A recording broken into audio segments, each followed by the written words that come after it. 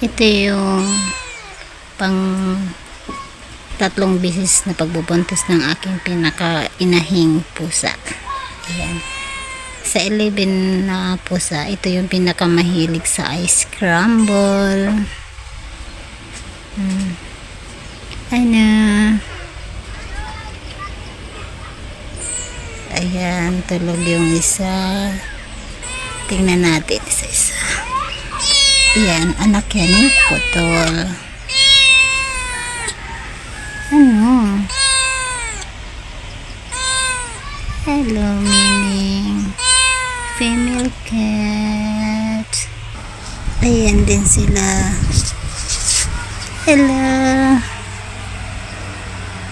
Ito yung bagong panganak. Pero hindi niya pinansin yung baby kitty niya. Dinadaganan niya, hindi niya pinapadidi. Kasi ang gusto niya, ang papadidiin, ito yung mga kapatid niya na huli. Ayan. Ito yung pinapadidi niya.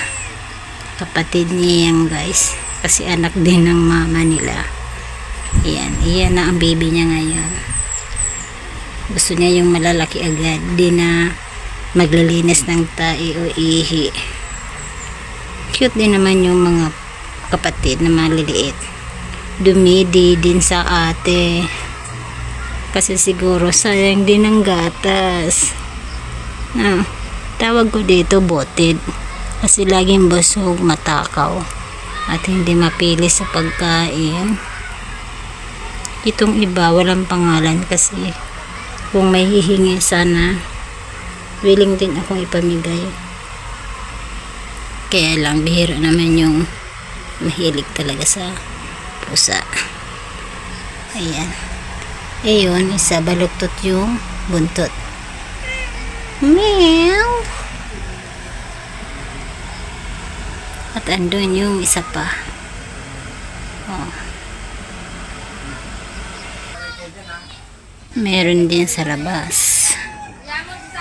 Yung ibang pusa, guys, siguro nangangapit bahay o nagpapahangin.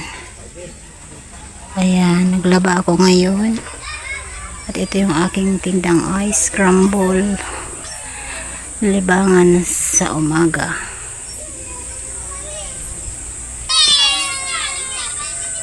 Tawagin ko sila, guys. Yung isa lang, pero lalapit yung karamihan. Tem!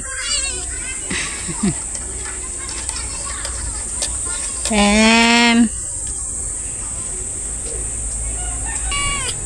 Tem! Asan si Putem? Ayan, nanguhuli sila ng paru-paro. Ang init. Tem! Ayan si Putem. Cute ng mata niya.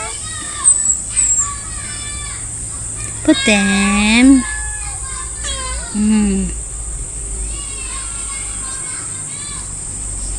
Putem!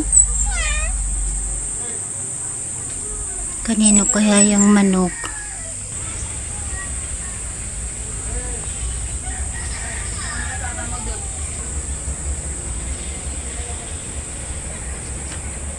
Ay, naglalaro. Akala ko kung anong hinuhuli. Ayun sila.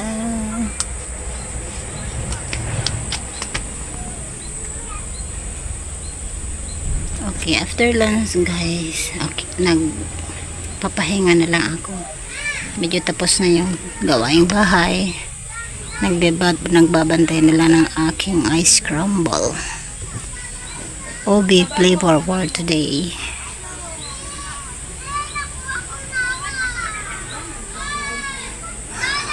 Okay, sa muli. Salamat sa panonood. Ingat po kayo lagi. Hi to everyone. Bye.